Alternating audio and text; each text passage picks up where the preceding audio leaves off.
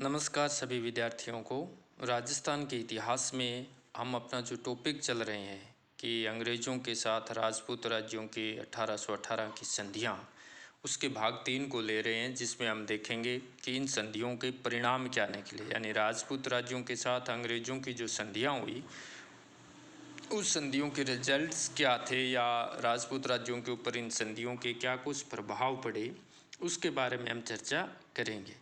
राजपूत राज्यों द्वारा ब्रिटिश संरक्षण स्वीकार करने के परिणाम स्वरूप शासकों की न केवल स्वतंत्र सत्ता समाप्त हो गई, बल्कि राज्य की आर्थिक स्थिति भी दिनों दिन खराब होती चली गई और सामान्य जनजीवन भी विषादपूर्ण बन गया। प्रत्येक राज्य में ब्रिटिश समर्थक दल का विकास हो गया, प्रशासन में भ्रष्टाचार बढ़ा, शासकों के भोग विलास में वृद्धि हुई।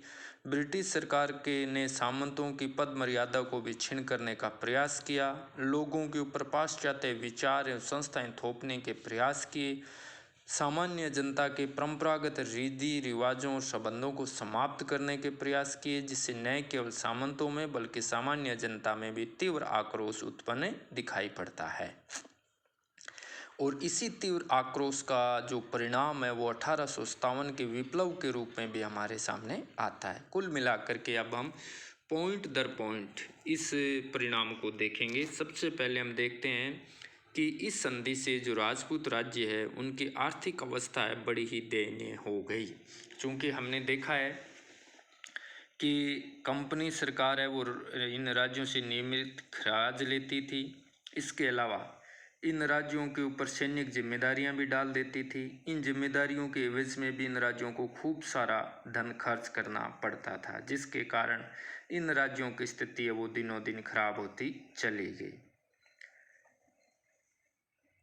और इसके परिणाम स्वरूप क्या होता है कि जो शासक है वो सामंतों से ज़्यादा धन वसूल करने की कोशिश करते हैं, और जब सामंतों से इतना ज़्यादा धन वसूल करने की कोशिश हुई तो सामंतों ने जनता से वसूल करने की कोशिश की, जिसके कारण जनता के हालात है बहुत ज़्यादा खराब होते चले गए। सामंतों और राजाओं के बीच में भी जो संबंध है बहुत ज़्यादा खराब होते चले गए। जैसे शेखावाटी क्षेत्र में शांति व्यवस्था बनाए रखने के नाम पर 1835 ईस्वी में शेखावटी ब्रिगेड की स्थापना की गई, जिसका नियंत्रण ब्रिटिश अधिकारियों के हाथ में था, परंतु इसका जो खर्च है वो जयपुर राज्य से वसूल किया जाता था। इसी तरह जोधपुर राज्य में भी शांति व्यवस्था के नाम पर छांग तथा कोट किराना परगनों के 21 गांव ब्रिटिश सरकार ने अपने नियंत्रण में ले लिए। इसी प्रकार मेरवाड़ा में मेर व मीणों के उपद्रव को दबाने के लिए मेरवाड़ा बटालियन का भी गठन किया गया। 1835 में जोधपुर लीजियन का भी गठन किया गया। तो इस तरह से 1841 ईस्वी के अंदर जो बोमट क्षेत्र के अंदर सुप्रबंध का बहाना लेकर मेवाड़ भील कोर की भी स्थापना की गई, जो जिसके संचालन पर 50,000 रुपये वार्षिक है वो मेवाड़ राज्य से वसूल किए जाते थे। तो इस तरह से हम देखते हैं कि इससे राज्यों के जो आर्थिक हालात है वो बहुत ज़्यादा खराब हो गए। दूसरा हम देखते हैं राजपूताना के राज्यों के आंतरिक प्रशासन में कंपनी का हस्तक्षेप है वो दिनों दिन बढ़ने लगा। हालांकि हर धारा के अंदर ये लिखा हुआ था कि कंपनी आंतरिक मामलों में कोई हस्तक्षेप नहीं करेगी, लेकिन हम देख रहे हैं कि प्रशासन के अंदर दिनों दिन हस्तक्षेप है वो बढ़ने लगा। जैसे अगर हम बात करें तो बीकानेर राज्य के साथ संपन्न हुई संधि के अंतर्गत ब्रिटिश सरकार ने महाराजा के विरोधी सामंतों व अन्य विरोधियों को कुचलने में सहयोग देने की बात कही। इसी तरह से जो राजपूत राज्य है वहाँ पर कंपनी ने पॉलिटिकल एजेंट नामक राजनीतिक अधिकारी है वो रखना शुरू कर दिया। ये पॉलिटिकल एजेंट राज्य में व्यवस्था बनाए रखने के नाम पर शासकों को निरंतर सलाह देते थे। राजपूत शासक इतने असहाय हो चुके थे कि पॉलिटिकल एजेंट की अवहेलना करना उनके लिए संभव नहीं था। इस कारण आंतरिक प्रशासन में पॉलिटिकल एजेंट, जिसको बाद में रेजिडेंट कहा जाने लगा, उसका हस्तक्षेप बहुत ज़्यादा बढ़ने लग गया। और ब्रिटिश समर्थक पदाधिकारी है वो पॉलिटिकल एजेंट को सत्ता और अधिकार का स्रोत मानकर उसके आदेशानुसार ही कार्य करने लगे। अगला हम परिणाम में देखें तो देखते हैं कि शासकों के भोग विलास में वृद्धि हुई। कंपनी सरकार और राजस्थानी राज्यों के बीच हुई संधियों द्वारा राजपूत शासकों की बाह्य स्वतंत्रता समाप्त हो ही गई थी। आंतरिक प्रशासन में भी ब्रिटिश अधिकारियों के हस्तक्षेप से आंतरिक प्रभुसत्ता भी धीरे धीरे समाप्त होती चली गई।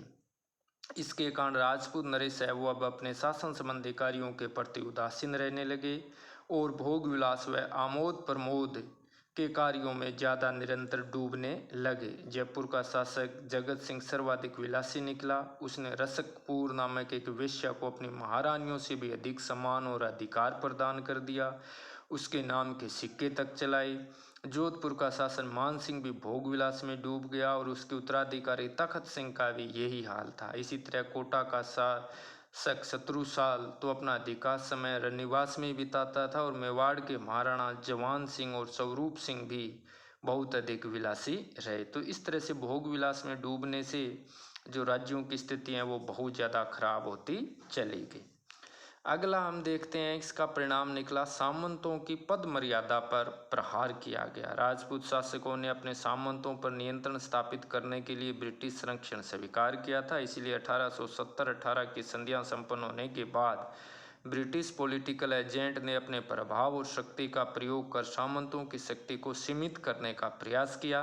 राजस्थान के जिन राज्यों के शासकों को सैनिक सहयोग देने से ब्रिटिश सरकार के स्वार्थ सिद्ध होते थे, वहाँ के शासकों को सैनिक सहयोग देकर सामंतों की शक्ति को कुचलने का प्रयास है वो ब्रिटिश सरकार के द्वारा किया गया।